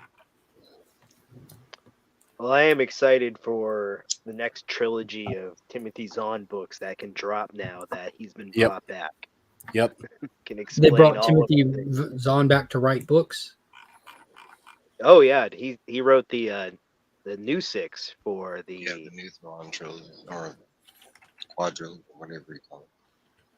yeah, Timothy Zahn's driving the like when people are like Filoni, I'm like, no, he's working for Zahn from my point of view. Yeah. All right. He's telling Timothy Zahn's built the spine and the skeletal structure for what Star Wars is heading towards, in my opinion. He's been building up the next great thing we have to go fight, the Grisk and whoever they work for. Yep. There's a whole bunch of different people that that they'll bring back the Vong, or what is known as the Blight, or use the Nile. I was thinking of the Tendons. There's like all these different bad guys that have been created that have just basically gone off into unknown space. And you could use any one of those to come back and fight all of these characters that we are now following. All of this, I feel like, is building up, like I've said, for something to give something for Rey and Finn and what will be teenage Grogu and what's that little clone from Bad Batch? What's her name? Alpha or Omega. Omega. Yeah, so you got like Omega and you got all these other characters that they look the way like, oh, that guy's got a stormtrooper helmet and this person looks like a Mandalorian and there's a Yoda. But now they all have to fight something in this other galaxy. And Timothy Zahn has set all of that up with his new books. As they immediately brought him back to start writing Thrawn. It was a very smart move of Disney because everyone's like, immediately when they said like we're bringing back Timothy Zahn and letting him write all of this stuff, everyone who was mad about canon turned into, well, I'm listening. So supposedly episode 7 is supposed to be books? 45 minutes long, but that figures about 39 minutes with all the credits and everything. 39 minutes of credits. The credits in these shows is insanity. Has Timothy Zahn's new books released at all yet, or is he still actively working on getting them out? Oh no, you can read 6 Thrawn books right now. He goes on adventures with Anakin and Padme. You find out about his sister. There's this. He has a. I mean, like the new canon stuff since they rehired him in. Yeah, new canon. He has new canon. Yeah, all the stuff I'm talking about is new canon. Gotcha. Well, real quick, I do want to say a big thank you to Evil Mike for popping in and hanging out with us tonight. He's about to make like a baby and head out. He's YouTube shy, so he has another stream to be at 10 o'clock Eastern time for those of you that use real clocks and not Monopoly clocks. Wow.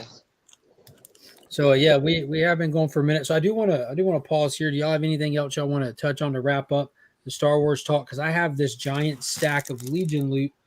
And I'm going to show what's in the September Legion loot prize pack for the channel members because next week is the giveaway for that. So any final thoughts on episode 6 of Ahsoka? Loved it. This gold. Yep. Great TV. Yeah, like should have been a movie. I mean, could you imagine if they would have broke this down in like 3 real movies, that would have been phenomenal right there. I don't know. They're trying to get those subscribers over to the streaming service that they're on the hook with these investors filing lawsuits against them on. So Lose them on. Disney's in so much hot water, it's insane. What happened with Disney? Yeah, they've had numerous groups of investors come out and file lawsuits against them about dishonest practices in selling them on the streaming service. They were using fake numbers, cooked books, and everything that they were presenting to investors when they were getting them to buy into Disney Plus. And now that Disney Plus is an absolute crap show from what they intended it to be, what they promised it would be, this and that, all the investors started looking into like, how did we get to this point? And they found cookbooks, lies, manipulation, and everything under the sun. And they've been filing lawsuits like this whole year. Like, it's not even like a new revelation. Like, this is just like, Disney's in the hole across the board, like with everybody involved under the sun, firing people in the middle of the night, and like just having the worst 2 years of the company's existence. But Ahsoka's fantastic. Right. Woo. Yep. I'm a big fan of Ahsoka. This has been a Yeah, fun exactly, Flash. Right? They're pretty much robbing Peter to pay Paul. And I've seen nothing of it so far. All right, peeps, I'm out. Thanks for having me. Hey, Mike. Take care, Mike. Nice talking to you, man.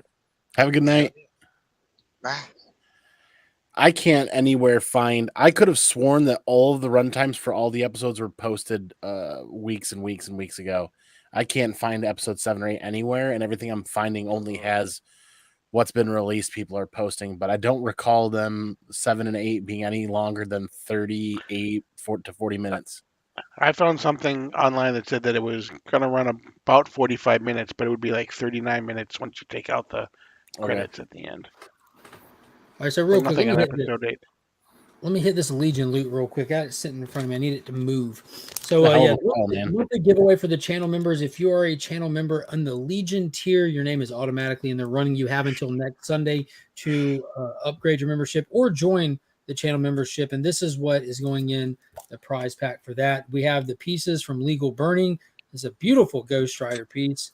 And then this Venom one that he sent in. So big shout out to him. Be sure to follow him on the social medias and stuff. Big Time Collectibles, of course, send some books every month for it. And we have the Wakanda Marvel Voices Wakanda #1, that beautiful John Jang piece. We have the Perillo Ghost Rider. Like, that's just cosmically wicked. And you see it has the cosmic background, which was the more limited one they did. Miko Suayon, color hold, Something is Killing the Children. Speaking of Star Wars, I think this is a Felipe Masafara for Darth Vader, black, white, and red. Beautiful cover. Miko Suayon's Deadpool 4. And then because it was Batman Day this month, we have that Jim Lee Batman Day foil that's going to be in there. We got some foily goodness for ASM 300. I had to throw this in there. Big shout out to Nicolas Cage. Just a beautiful Dan Mora cover. Green Lantern #1 dropped for John Stewart War Journal. So we have the beautiful Jang variant in there. I got this signed at Heroes Con. This is Berserker #1 signed by Matt Kent, and that's the foil Alan Qua variant.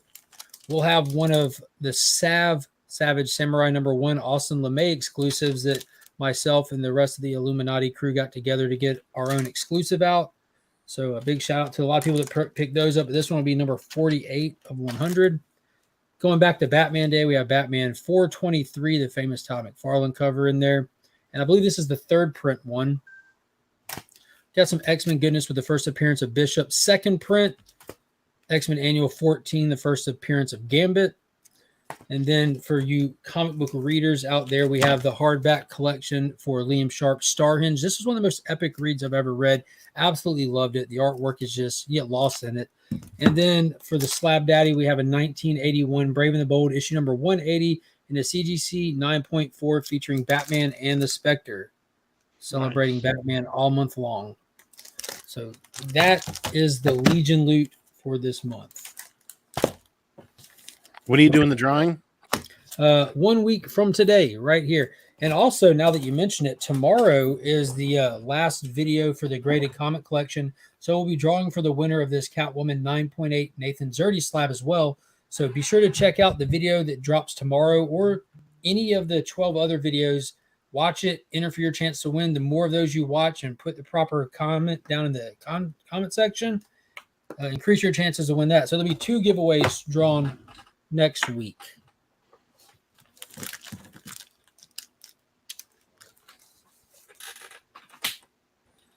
Not too bad. Not too bad. I think it's a decent. Yeah, no matter what Beckerman says, that's great. Yeah, Beckerman is my favorite troll. He says the day that he stops doing that, he's afraid that the quality will drop. Dibs on that Catwoman. Yeah. So big shout out to Headquake. He's the one that donated that slab that made me think of an idea of like, we got to find a way to give this away. That's what spawned the idea of doing that graded comic collection series. So huge shout out to him. And thank you to everybody who's already subbed him up. And if y'all haven't already, check his channel out. He does little hauls and stuff here and there. He just recently passed 100 subscribers. Yeah. Yeah, if you want to donate something for C3, do it quick, my man. Do it quick. Yep. We'll figure it out. Yeah. The cutoff date for donations to C3 is October 10th, if I remember correctly. It's October 12th. We want everything in hand at that point so that we can start, because there's a lot of stuff that we're having to do, like the price stuff, figure out where it's going, what it's going to, how, in what manner will it be sold. Some stuff is going to get paired with other stuff to make a bigger prize pack out of it, stuff like that. So and then we know there's going to be some stuff that comes in late. It's just part of the whole thing. So we're hoping that everyone doesn't wait to the last minute, because we don't want to spend the final crunch time for getting it ready. We just want to be more organized, as organized as possible. Yeah, and now everybody's getting their streams scheduled like you were talking about. So there's a whole string of those going up. Yeah, it's gonna. Dude, I'm excited about all that. I'm excited because I think my idea is gonna be kind of fun. Well, there's no way it's not going to be fun. It's a Comic Man Andy idea. You feel free to talk about it. Well, let me pull it up and show where it's all situated at for the moment here. Yeah. So on the 20th, while he's getting that set up, on the 20th, it'll kick off right here on this channel, 7:30 a.m. And then for everyone that donates or buys or spends at least $50, again, all the money goes straight to the American Cancer Society. No middlemaning the money. Your name will get put into a big wheel. There'll be a ginormous prize wheel, and that'll be Saturday night. And then, of course, Sunday will be the final auction for the whole event. And there'll be shows galore all in between and through, including Comic Man Andy's show. I'm kind of tickled pink because everybody knows how much I love terrible jokes. And this is going to be a solid 2 hours of, do you have what it takes to be somebody's hero today? Donate while everybody's telling jokes, and it's going to be just one big cycle of, I'm going to create several chat groups, and basically anybody that's a YouTube content creator in the comic book community that we've seen on camera that knows how to pop in and pop out, I'm going to send out invites to everybody so that people can come in. We could just do 2 hours of jokes and basically do an old school telethon, but joke style. Which I think is a super good idea, just to bring that lighthearted happiness to it too, because this kind of stuff, like we learned last year and we learned seeing it again this year, like there's some, unfortunately, cancer's an SOB, there's a lot of emotions that come along with doing something like this, and that can help tremendously to brighten some people's day that might be going through some things or recently gone through some things, or, just very emotional about the topic. So I think that's actually a really fantastic idea. It's Comicx on the Bay. You got to come in there. You're going to be one of the people that 2 hours of dad jokes. You're dang right, man. But here's the kicker. I need the community's help with this, because normally I keep my streams like subscriber only commenting. Well, this one's obviously going to be anybody could show up and comment. So I need as many moderators there and available as possible. So we're doing a push over on my channel to gain more moderators and more people that are active members in the community, so that we can, that's another way people can donate some time to help, is to be there in the chat and be a moderator to make sure that, one, we're keeping it classy, right? Like jokes are all fun and dandy, but we know that some people might try to pop in and cross the line. So we need to keep it classy, number one. And number two, keep the bots out. I don't know how you do it, Mark, but on my channel, I keep the live stream comments or the live stream feed subscriber only, so that the bots can't come in and start bombing with all the links and all the weird stuff. I just haven't seen bots in a long time. I think that YouTube just tightened it up naturally. I used to just welcome them, just kill them, Yeah, kill them you're if they right. show up. Bots haven't been as bad lately. Yeah, the only bots I've seen in a while are the ones that he brings on the stream these past 2 weeks. The ones BB-8 sitting right there. And they're broken down. BB-8 and Dio. Yeah. I'm not turning them on. They won't shut up. Did you pre-order the chopper yet? No, man, that thing looks amazing. Is Yeah. it full size? No. For those of you who didn't follow the new merch store from the Ashoka Disney Plus, menu, you would go and see that they have a chopper coming. But I do have an original chopper. What is it called? Stuffed animal. So I'll have to bring that next time. Nice. We pre-ordered the chopper for my son for Christmas. Oh, Yeah, nice. I like to think, Esteban, that this is a free speech advocate channel, but that doesn't mean that there aren't stuff that like you're not going to get called out for. You're not going to be made to look like a fool for saying challenge the ideas, not the people kind of thing. But also in something that like Andy's talking about with that, there's a time and a place for things, and this channel has got more time and more places. But something we're doing for C3, that ain't the time and the place for just anything. You got to be mindful of your surroundings. At least that's what the Liam Neesons told me. Yeah, Qui-Gon Jinn truly is one of the wisest. And what you were saying earlier about the idea of, is the Force balanced? And I think that's a really interesting question. You can go back and read in Master and Apprentice. You actually get to read the one place, and you can just go look it up, but it's the actual prediction or the prophecy that supposedly says that Anakin will show up. And I suggest anyone who really likes Star Wars to go and read the prophecy, because it can be read a whole bunch of different ways, and it's pretty interesting. Nice. Yeah, I got a question. Then, like, did he, like, with all the stuff and content that we've gotten, like after the George Lucas era, like, is he still considered to have brought balance to the Force? Was it only for a moment in time and then it's unbalanced again? Like, what's the whole deal with the prophecy now as things stand now? Is balancing the Force like doing the dishes? It's only done for that minute until your next meal. Yeah. But yeah, that's the we talked about this last week. It seemed like at one point in the storytelling, Luke was the one Jedi, and he was neither too Jedi nor too dark side. He had the dark hand and the light hand, and the Force was balanced in this new guy. But we now know, that Kanan Jarrus is running around, and Darth Maul had a whole thing going on, and like all these people were out here doing Force stuff, and then we see that the Chosen One also,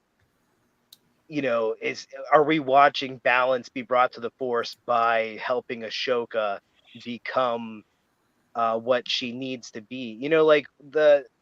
Will we see her actively say in this show, I am a Jedi, that she has taken the final step by this astral force training from her master that has brought her back to being a pure Jedi and not this other thing?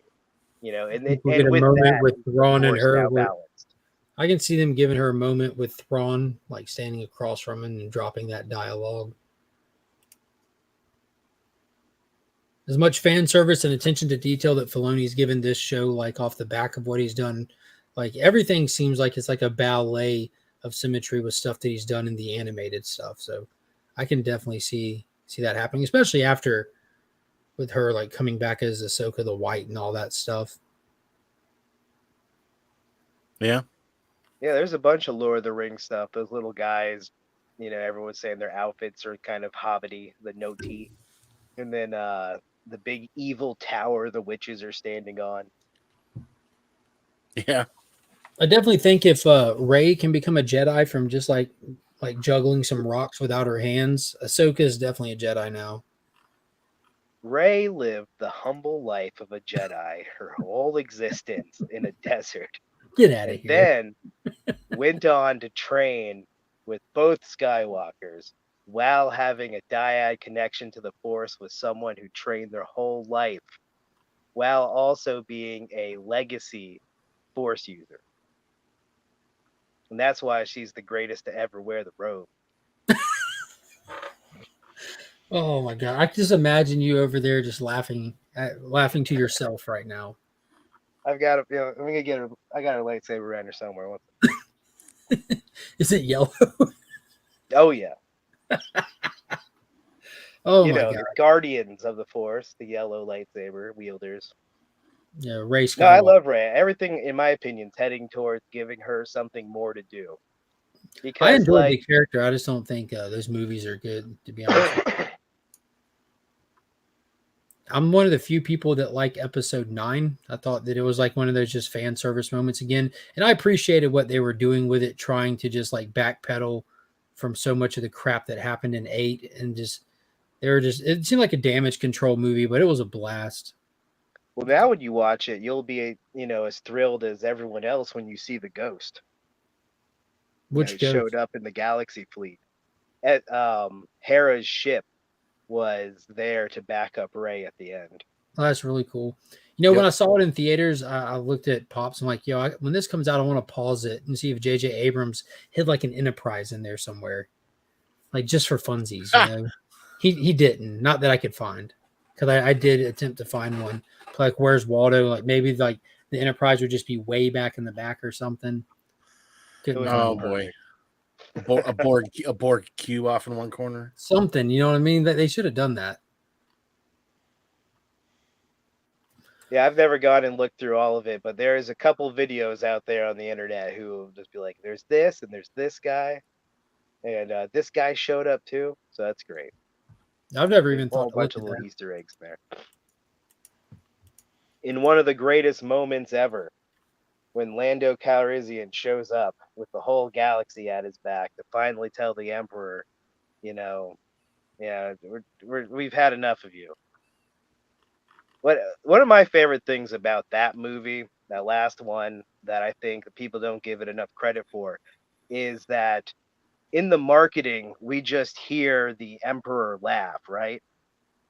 So then all of us were like, oh no, what does that mean? They've brought back the Emperor, and we all talked about it.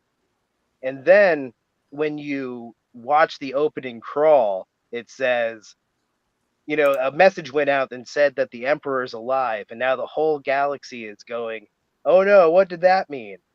So for a few months of the marketing, we just got to live in the Star Wars universe with, everyone else that was in that galaxy going, oh no, what is that guy cackling about? They made us part of the experience, I guess. All right, well, we're getting toward the end of this for me for tonight, but before we go, there are definitely some books I do want to mention. I'm not going through all of them, but this was a phenomenal week. This book is impossible to talk about without absolutely spoiling the experience, and the experience is everything with this. It isn't just the story, but it's experiencing the story firsthand, and that's Big Game issue 3.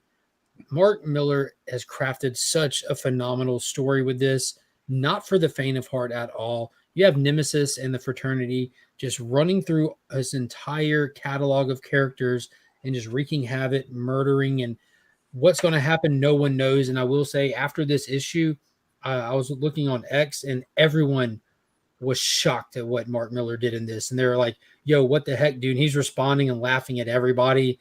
And like, there's a little polar bear, I'll tell you that bites the dust in the first scene.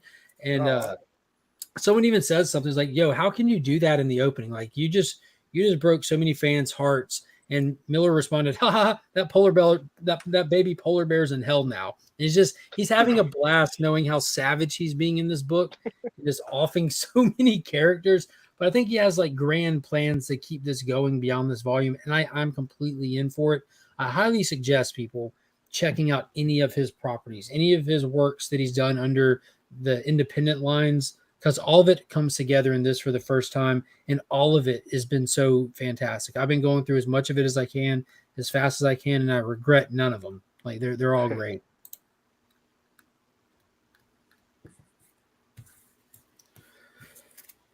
Another one that has to be touched on. Tom King dropped a brand new Wonder Woman issue 1. Night Terrors is over. Dawn of DC's back, and it's in full steam. And this was fantastic. Daniel Sampere is doing the art in this. The art alone is just stunning. The story is an Amazon somewhere in America has committed a massacre in a bar. We don't know who it was or why it was, but the government is responding with extreme prejudice. It's almost like an arm of Amanda Waller is on the case to do it, so you know it's violent. The Amazons are told to leave American soil until it all gets sorted out, kind of thing. Some leave willingly, some don't. And the ones that don't see a level of violence from the people in charge of getting them out of there that they were not expecting. A lot of people die. Diana's pushing back, and this is going to be a wild ride. This was probably my read of the week, right behind Big Game. Yeah, Aggressive. What are we looking at down there? Yeah, this is my copy of Wonder Woman #1 right here. That's her hanging out with some tigers. Did you get a chance to read it yet? Oh yeah, I almost let my kid read it. I was like, oh wait, I'm gonna look up through it first. Oh no, never mind. Yeah, Tom King is going hard. Yeah. You did a really good summary. I'm looking forward to seeing what's happening with this next. Yeah, you're seeing talking heads on the news discuss the matters of superheroes and our relationship with the Amazonians, and I love that type of stuff. Looking forward to what happens next. Yeah, it felt important. You know what I mean? It felt grand in scale. It felt like this. You know how you see those synopses a lot, like, oh, this will have lasting consequences for the character, and it typically doesn't. You know, this feels like, there's consequences that are going to come out of this. Like people just got gunned down in the street in suburbia, kind of thing. You know, it felt vast, felt important. And I don't think it's a statement. I think it's feeling. I'm sorry. I think it's Tom King making a statement too about kind of what's going on in the world right now too, in a lot of ways too. So, yeah, that's like how we talk about like there's the people that get upset about like real life being present in comics, or comics are too political. There's a way to, and the comics have always had real life in them, but there's a way to do it where you're not so on the nose. You know what I mean? Like you can make a proper allegory of things where you still feel immersed in the book, but it kind of lends you a new perspective at things potentially. You might agree with it, you might not, but it gives you a chance to kind of think about stuff. And that was how this was done. It was done really well. Yeah, new character. I wonder if the Sovereign is stronger, just Wiley. They introduced us to a new concept in the back of like, it's almost like the stuff happening in the Miller world, like the big money that's been around that's actually controlling everything from behind the scenes, called the Sovereign, that have been in control, almost like an Illuminati type vibe is what I got from it. Yeah, the King of America with his lasso of lies. Yeah, so that was another huge thing. We saw one of the lassos that we know that are out there in Wonder Woman 800 that wrapped up 2 months ago before Night Terrors.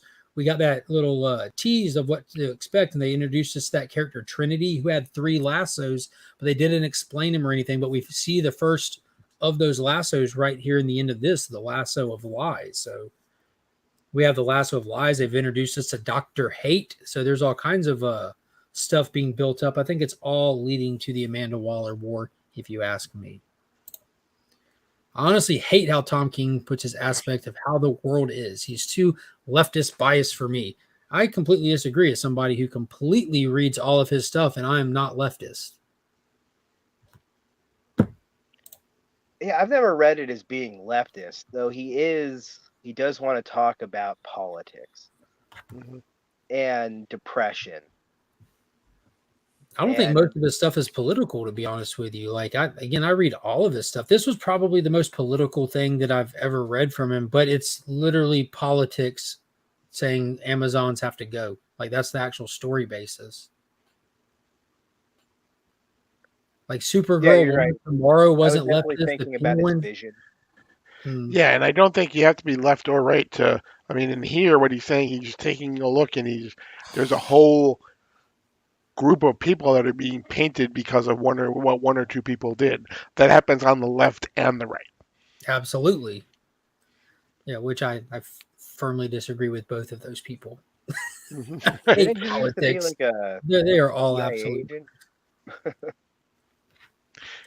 Yeah, he was a CIA guy, I think, right? Mm-hmm. Not all of his comics are politics. I just noticed some are. Yeah, I think, and there's also some things you can't escape because, like, everyone who writes comics are human. So a little bit of their perspective of life is going to show up in it, but it's all in how it's packaged. There's some stuff that's like just beating you over the head, looking at you, World Without a Justice League Wonder Woman writer, just beating you over the head, Young Justice writer. Like, Jesus, it just makes where the story's bad. You're like, yo, like the people who can't pull it off, like all y'all's content is the same. There's no individuality to it. There's no creative storytelling. It's all the same, and it just gets boring, and it makes you feel like you wasted your money. But this hit, Wonder Woman hit. It was a super solid read, super solid. I don't let politics dictate how I enjoy comics. Politics has no place in what you read in comics. Yeah, I don't let it dictate how I read them. I just hate when there's no story because a writer decided to be an activist in a book versus tell a story like this. Like he said, people on the right or left can get behind this from their own viewpoint kind of thing. It's not, this isn't an activist style comic. You want an activist style comic, go read A World Without a Justice League Wonder Woman. That writer's like, I don't need no man and men are evil. And like this over and over and over, she clearly hates men kind of thing. Like, and it's just like, dude, we get it. We get it. I don't think Wonder Woman hates men, but you're trying to tell me she does. So now it no longer fits the character, and you lost me in the book. That's the kind of stuff that I don't like, when you lose your character because you're putting yourself in their shoes instead of getting in that character's shoes to tell their story kind of thing. But it happens. It always has happened. It always will happen. Just that's books. You know what book it didn't happen in? Superman. Paul, what do you think of this? This is back. Yeah, there were a couple of good things that came back. Titans came back, Superman came back. We find out more about Chained, and exactly, a lot more. He's less chained by the end of the issue than he was at the beginning of the issue. That's for sure. Yeah, he is free, and it spells trouble for everyone. Yeah, so it's been a 2-month hiatus. Catch people up. Lex Luthor got stabbed in prison in the last issue and left us hanging on a huge cliffhanger. Superman's in control of his company. His wife is running the Daily Planet. They're trying to get everything in life kind of on an even keel, and they're finding out that Lex Luthor has this super prison that was designed and houses just one prisoner. They don't know who or why it was designed, but it's built in a way to whatever your ability is, it uses that ability to keep you inside of it. So Superman and Mercy Graves goes to open it to free this poor soul that Luthor put in there. Turns out he probably put him in there for good reason. And he comes out, immediately attacks Superman, puts him in it, and he takes off. It's this crazy character design of just a dude like almost straight jacket with his arms free and these chains on him that he's able to manipulate. We don't know the full scope or scale of his abilities yet, that he just trumped Superman just like that and just kept on moving. So I'm excited to see where it goes. I was bummed to not see Jamal Campbell on the interior arts for this. I don't know if he's coming back or not, but he did do the cover, so that was cool. Yeah, the one that I think he's Lex Luthor's brother. When I first saw him, he kind of reminded me a little bit of Alexander Luthor from Crisis on Infinite Earths and Infinite Crisis. Maybe an older version of him, but don't know. Nice. Andy, were you able to scoop up anything from the shop this week, my man? Dude, somewhere here, there's 3 piles like this in front of me of books that I've been reading the last few months. And somewhere in these 3 or 4 piles are issues 64, 65, and 66 of Saga, because Saga is back, but another hiatus, another small break. Yep. Disconnects me just long enough to where it's like I can't sit down and read issue 66 without going back 3 issues or so. And then that started this whole like process of I don't have ADHD or anything, I think, but it's like I sit down here, it's like I want to read a book. Well, I want to read that book, but I got to read 3 other books back. Okay, let me find those other 3 books. Then I realize, oh yeah, I now have 12 weeks worth of books out that I've been reading and flipping through that I should probably put away. So pile them all up in here. And I sit down and I don't bag and board a single book this weekend, but I work on all the content for the week. You know what I mean? It just I do steamrolls the same into thing. project into project into project. And now tomorrow's Monday, and it's like, well, thankfully I don't have a show, quote unquote, scheduled for Monday, so I could sit down and finish bagging and reading stuff. I was telling Pop, she's like, "What have you been doing?" I said, "Sitting behind the computer aimlessly all day." I moved these books that were right here about 3 feet over. Yeah. You know, I opened some cart, like just yeah. I Like did. that sometimes. I did start a new pack rip series on YouTube Shorts for Star Wars Chrome, Topps Chrome, and we hit some massive cards. This is the second hobby box out of the 2 that I bought originally from the 2021 set. And I debated holding the box and letting go of it in a trade. And I'm like, no, let's pack rip this and have some fun. And boy, did we hit some serious cards. But then I need something else to rip once that's done and upload. And I let the nostalgia get the better of me and got some Garbage Pail Kids. OG Garbage Pail Kids, or is that like a newer? They're re-releasing, and this is Series 6. So this is the 87 set, I think, being re-released. No, 86. That's awesome. It's the original 86 Series 6, 1986 Series 6 being re-released in Chrome. And I haven't opened any of these. I just hope there's some stickers, because I will sticker the living crap out of some short boxes with these. But I mean, they're cheap. Like when you grab Star Wars cards are stupid expensive for Hobby Box. Yeah, I looked up those boxes that you were renting. They were like $300 to $350 on the secondary market. I'm like, good God. So 24 packs, 4 cards per pack. I think this was like $50 or $60 in my LCS. That's ridiculously cheap compared to Star Wars hobby boxes. The 2023 Topps Chrome Star Wars set that I have sitting over there, that was $120 a box. And then like that 2021 Legacy Chrome, that was originally $200 per hobby box when it first came out. And now when you looked up on the secondary, what did you say they were? $300 to $350. And I'll just say, I'm not going to spoil it. I want people to interact in the shorts and watch the shorts because I have a lot of fun. But these are all the hits from those hobby boxes. A massive stack, a massive stack of parallels and hits from those hobby boxes. And I've already kind of given away 2 of them on the bottom. But hey, if you've looked at Star Wars cards, you kind of know where those are going. But yeah, they're not cheap, but I feel like I definitely got my money's worth. Am I going to be able to sell all these and get my money back? Probably not, but I had more fun unboxing, recording, and monkeying around with the YouTube shorts than anything, really. Yeah, for those out there that do make content, YouTube just released a brand new video editing tool. It's not available on iOS. It's only available on Android devices right now, but it's called YouTube Create. You can find it in the Play Store. It has a ton of fantastic user-friendly editing tools. You can edit shorts or regular, regular, what do you call that, landscape videos, whatever. But I mean, it makes editing fun and easy. And there's also all kinds of awesome stuff in it. I've just done one with it so far, but I had a blast doing it. And I did it just like sitting at Golden Corral, like just playing around with it, you know. I didn't go to Golden Corral to do it. I was already at Golden Corral. It's just the iPhone based YouTube where you can upload shorts did get more fonts and more colors, I noticed, but it's not anywhere near as cool as the one you're talking about yet. Hopefully it'll get moved over to iOS as well. You know, Flo Dameron, one of the community members, he works at Apple and stuff, and he was the one that pointed it out and shared it first time I saw it. And he said after it's out for a while, hopefully it'll get moved over there. I don't know if that's normal. I don't keep track of like app releases and all that. It's abnormal that they did it for Android devices first, because it's generally YouTube. It's Google or Google. Okay, Google. Okay. Yeah. So because it's YouTube, I think that only makes sense. Oh yeah, that does make a lot more sense. Yeah, Google is Android. Android is Google. It's Google versus Apple here. But typically all the Google stuff is available across the board when it releases.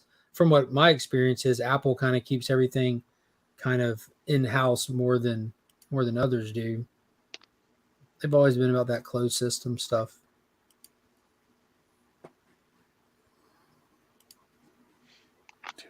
aggressive and relaxing. Do you look forward to using this new tool to edit your videos and your telephone calls? I actually am. Yeah, I really am actually going to play with making shorts in that. Yeah, I was looking at it earlier, and then I saw what you came up with, and it was good. So yeah, I'm gonna check that out. I have a whole bunch of ideas for videos trying to get ready to make right now anyway. So yeah, I'm definitely gonna start playing with something where you can just make a video on your phone and have a little bit of editing. That sounds great. Yeah. I look forward to seeing them. I hope they're magical. I got one more book that is definitely has to be talked about, and it was Philip Kennedy Johnson got his backstory in Green Lantern moved on to its own what I believe is an ongoing. Is it listed as ongoing or just sixth? Nope, I think it's ongoing. Green Lantern War Journal. It's called Green Lantern War Journal. It's a John Stewart specific story, and you know that they've been building up to this for a while. It looks like they're doing a little bit of course correcting from the time era under the New Frontier with the weird, like the battery's gone. John is the battery, the Teen Lantern, all this and that. They've kind of made that and they've revealed that that was all a different universe. And because the events over there, we're going to need to go to the primary universe and find that John Stewart, we're kind of seeing him like a retired John Stewart. He's not necessarily well because he's spending his time on a farm with his mother and a construct of his sister who's passed away. So might have some demons to get through before he's back to the John Stewart we recognize, know, and love. And he might have to figure that out really fast because a great evil entity is coming and coming in hot. So we'll see what happens. We have a Green Lantern from that separate universe coming to recruit his help in facing down this great evil. Paul, what'd you think of it? I absolutely loved it.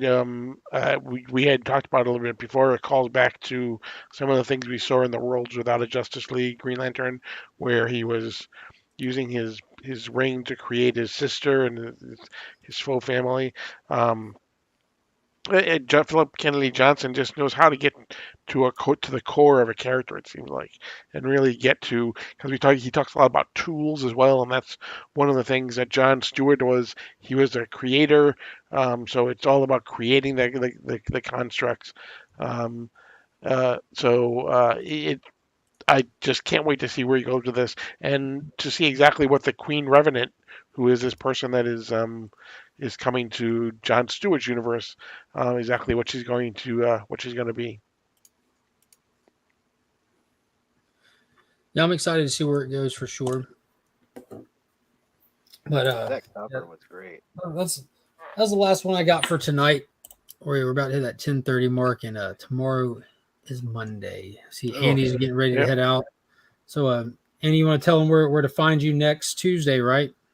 Oh, dude, tomorrow. Like I said, I'm back to uploading those shorts twice a day now, and I've got probably 8 to 12 more Star Wars based shorts to do. So another 4, 5, 6 days, and I'm trying to do two of those a day. And I don't know if there's more is going to be better or not.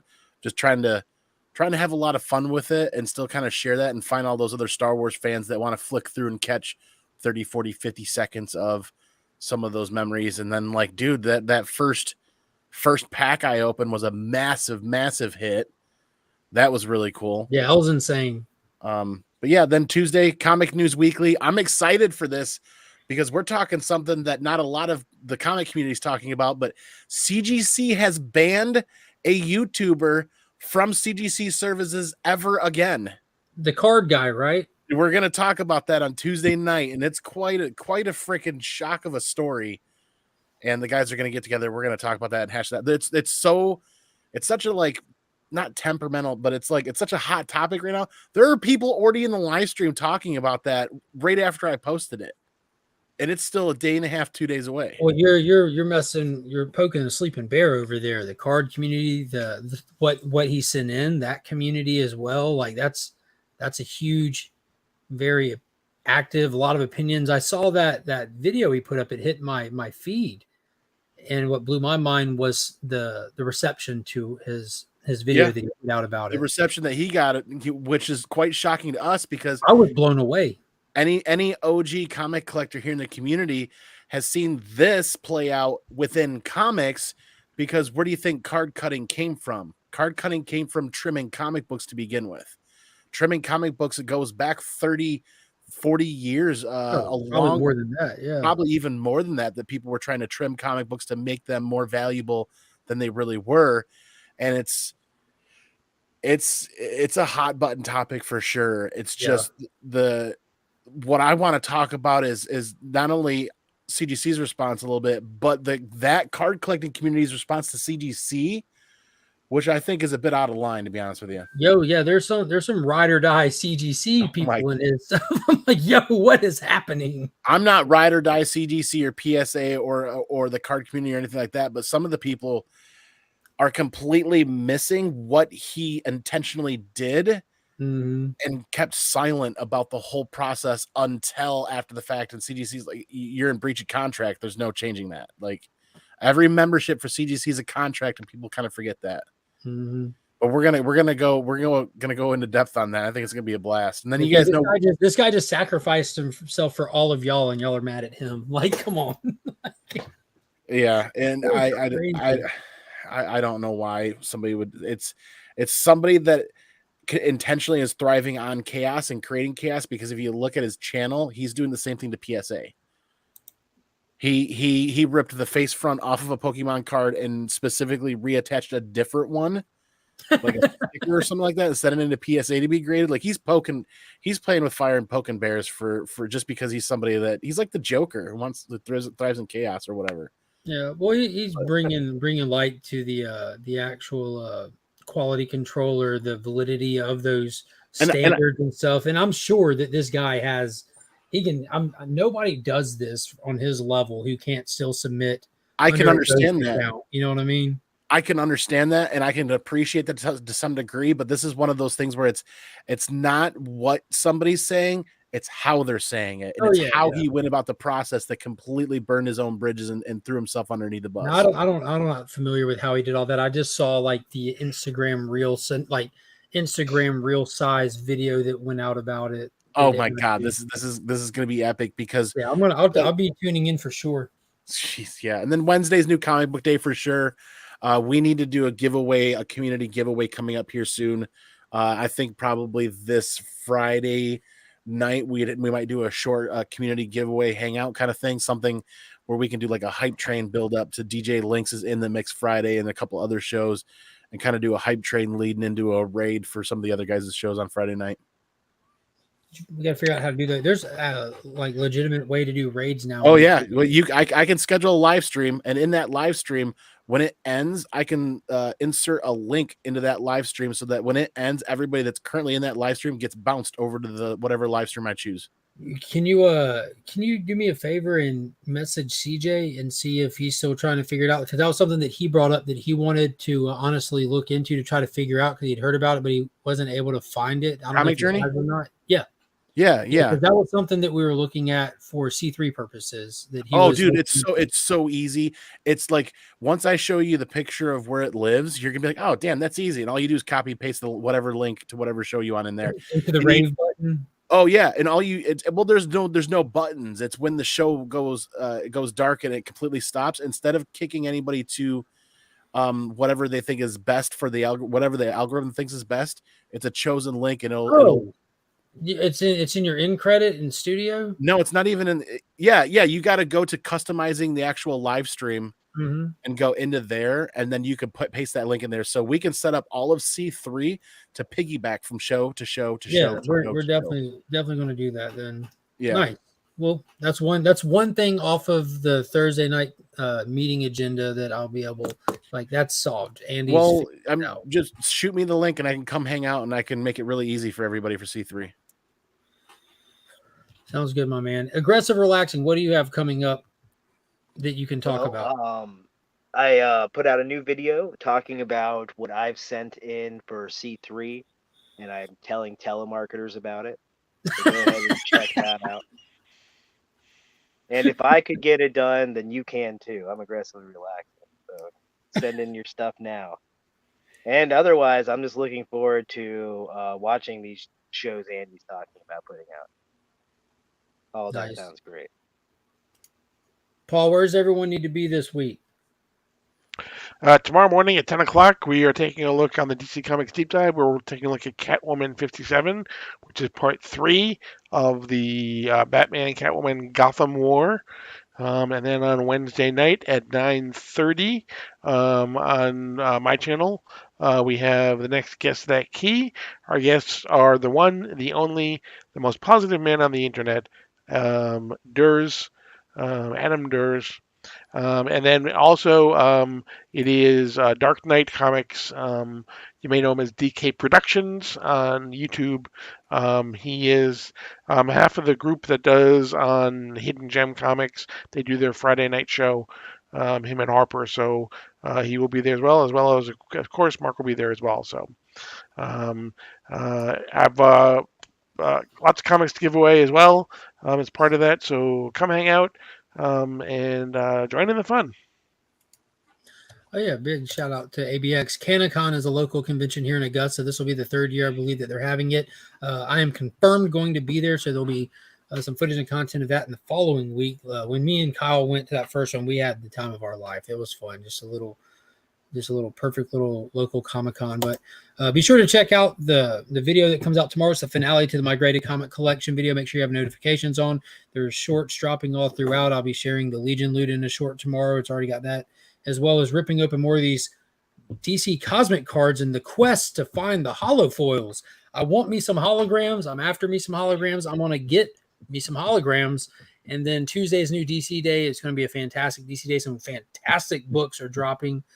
Getting hyped for a major event that's coming out, and they're teasing us with it this Tuesday, as well as brand new issue 1s across the board again for the Dawn of DC. Check that stream out, come hang out, enter in that giveaway and all that good stuff, and we'll see you Friday morning for the community hangout. Until next time, as always, I'm Mark, but we are Legion.